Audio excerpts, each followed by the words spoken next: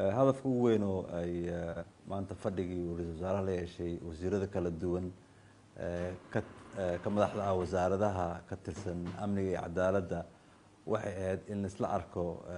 isla fiiriyo qorshaha labada sano soo socota ay dowladda muhiimadda saareyso lana kala saaro waxay yiraahdaan priority of the priorities ama muhiimadda ugu mudnaan badan sanadkan soo socda oo 2019 iyo waxyaalaha ra-iisul wasaaraha iyo wasiirada isku gartaan inay tahay in la soo dharaanay u baahan marka wasiir walba wuxuu la yimid annagoo istusineynay ama isu barbardhigeynay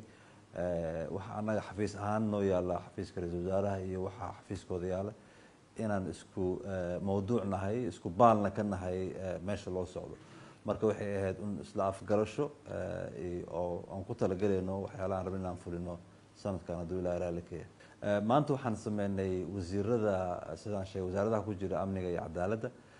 berito iyo saa dambe ayagana waxaa loola kulmi doonaa wasaaradaha ama wasiirada ka mid ah gudahoosaadka siyaasadda loo dhan yahay kadibna gudahoosaadka wasaaradaha ka tirsan ee arrimaha horumarinta dhaqaalaha kadibna waxaa loola shiri doonaa wasiirada ka tirsan gudahoosaadka horumarinta arrimaha bulshada marka isla xisaabtanka saan u naqaanay oon u sameyn jirnay oo wasiirada loogu wici jiray waxaan u bedelnay inaan ku saleyno tubihii ay dowladda ku dhisneed marka tubihiiba siday isu wataanba wasiiradoo loogu yeero si ay u aragno pictureka weyn ama musawirka weyn oo meesha loo socdo hadduu ilaahay